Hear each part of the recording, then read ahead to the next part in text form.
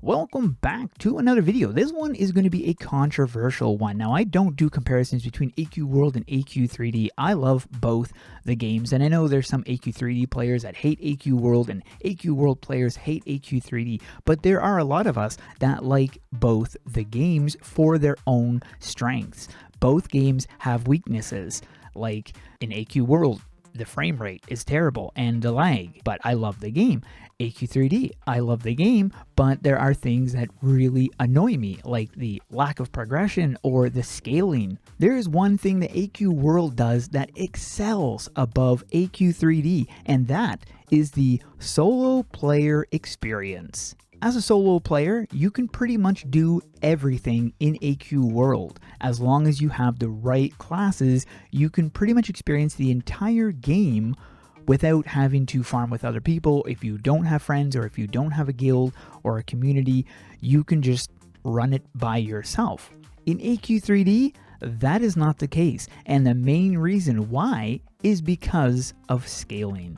Before scaling was introduced, you had levels matching certain areas, and this was the way it was supposed to be. AQ Worlds is the same way. If you're level 20, you're not going to be jumping in trying to fight a level 60 boss. And the same could have been said about AQ3D, but over the years it's changed so that most things are being scaled, which makes any big boss pretty much impossible to solo. I mean, Wolfwing is a good example. Now, you can solo Wolfwing in a private, unscaled instance if you are a high enough level with the right gear. However, you can't solo him in a scaled area even if you are of the right, because of the scaling system. The same can be said about Akraloth. You can solo Akraloth if you are in an unscaled, but in the standard scaled dungeons, you can't solo him. In AQ World, I can solo the Ultra Akraloth with no problem. We are years behind AQ World, but that doesn't mean we need to have a worse solo player experience. In AQ World, levels mean something. You get access to new classes, you get access to other locations you weren't able to go before, other items, things like that, because some things are level locked. Also, reaching certain levels, you can really feel the power difference. You know when there's a level 100 helping you fight a boss. But in AQ3D, levels mean very little, because in the scaled areas, which most of the new places being introduced are all scaled, level 37s do, in fact, less damage than level 5s. Even if you have the best armor or the best stats, it doesn't matter because of the way scaling works.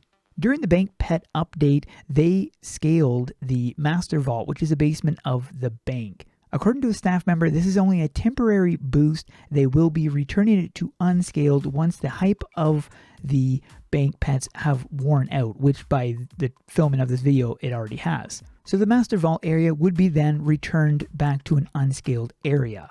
When they introduced the Nalgath Saga, they brought it in as a scaled area. Now, I'm assuming that is going to be a temporary thing, but I really didn't like the fact that it was scaled because, again, what's the point of being level 37 if level 5s can jump in there and do the exact same things as me and do more damage against the bosses than I'm doing? It made no sense at all. But I do understand why they did bring it in as scaled. It's because they wanted everybody of every level to be able to experience it when it was fresh. And I can understand that. The problem with this is you could have got all those level 5s or those other people to experience the rest of the game while they're farming to the required level to get access to the Nalgath Saga. Just like how the Sand Sea is level 30, kind of give them something to look forward to instead of just experiencing Nalgath, getting to their cap there, and then do what in the rest of the game. So I think it would have been a better idea to not introduce it as a scaled area. Now that the area is dead, it's very difficult for solo players to play through it because it is a scaled area. But like I said, hopefully it's just a temporary scaled area and it's not going to remain scaled. Beginners starting off in a scaled area is never a good way to introduce them to the game. Some people think beginners don't struggle in scaled areas. This is incorrect. Even as a level 37, you can struggle in scaled areas. Keep in mind, you're already used to the game and how it plays out. Beginners are not. So if a scaled area is what they expect from the rest of the game to struggle to stay alive, or the amount of time it takes to kill one enemy, they'll be under the assumption this is how the entire game plays, they are not going to stick around for very long. Luckily, most of the main story stuff isn't scaled, but all of our seasonal stuff is scaled. And then you do have some side content which is scaled as well, like the lunar surface. This is side content, and this location is scaled, which I can understand having places like this scaled, but I think, again, all these type of things should be temporarily scaled, not a permanent scale. That is what they should be doing for every location. Everything should not be scaled permanently. Scaling should only be a temporary thing when it's first introduced, and then after a month or 2 months, the scaling is removed. I think the same should be applied to dungeons. If the dungeon is in an area that's level 15, then all dungeons in that area should be level 15 related. Same with anything. If you're in a level 35 area, those dungeons would be in relation to level 35s.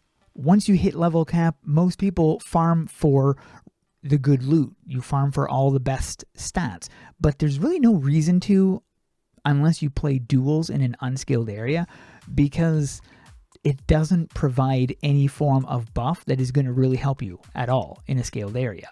And if most of the content we get is scaled, why are we farming for this extra stuff? You might as well just farm for cosmetics, because ultimately that's what they become eventually.